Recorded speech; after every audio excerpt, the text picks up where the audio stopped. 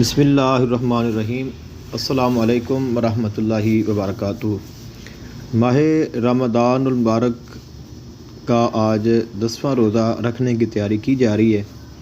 انشاءاللہ العزیز کل 10 رمضان المبارک ہوگا۔ 10 رمضان المبارک کے حوالے سے اسماء بردیہ میں سے ایک اسم آپ کی خدمت میں ذکر کرنا ہے، جو کہ بہت ہی باکمال ہے اور بہت سارے فیوز و برکات کا حامل ہے۔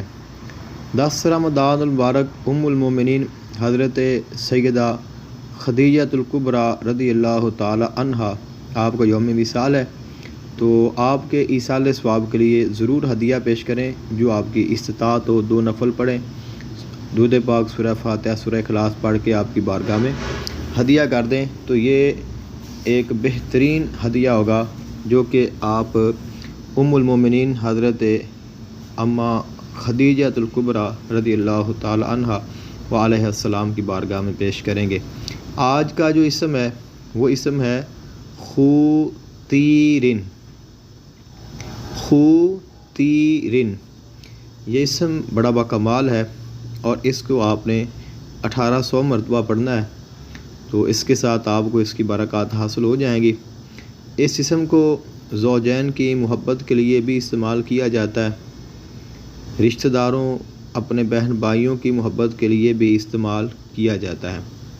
اس کے علاوہ یہ جو اسم ہے یہ بہت ساری بیماریوں کا بھی علاج ہے، جیسے نظر بد ہے، آسیب ہے، جادو ہے، جنات ہے، ان کے لیے بھی اس کو استعمال کیا جاتا ہے۔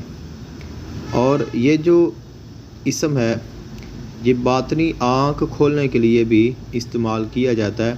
اس کے ساتھ آپ کی تیسری آنکھ یا آپ کی باطنی آنکھ یا آپ کی جو دل کی آنکھ ہے وہ بھی اس کے ساتھ اوپن ہو جاتی ہے، بیدار ہو جاتی ہے، اور اللہ تعالیٰ آپ کے لیے روحانیت کے دروازے کھول دیتا ہے۔ اس اسم میں یہ تاثیر بھی موجود ہے۔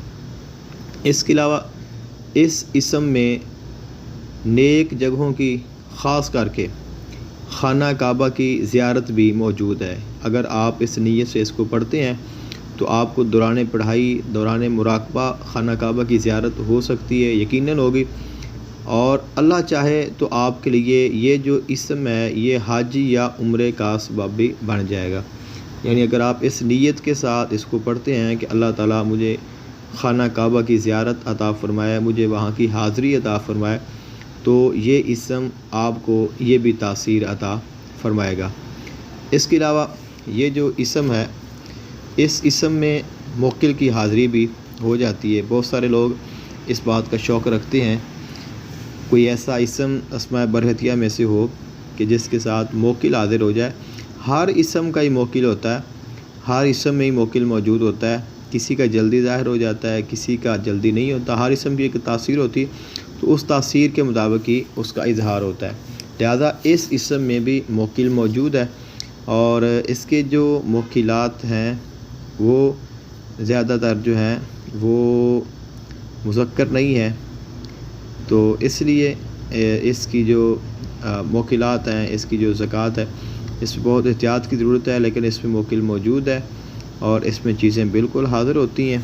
اور صاف ظاہر ہے کہ جب کوئی بھی چیز ہے اسے آپ پڑھتے ہیں تو اس کی تاثیر آپ کو ملتی ہے اور اس کے موکلات آپ کو مل جاتے ہیں، تو پھر آپ اس سے جو فائدے ہیں وہ زیادہ حاصل کر سکتے ہیں۔ تو یہ بڑا باکمال اسم ہے، اس کو آپ پڑھیں اور مجھے اپنی دعا میں یاد رکھیے گا۔ جزاک اللہ خیراً۔ السلام علیکم ورحمۃ اللہ وبرکاتہ۔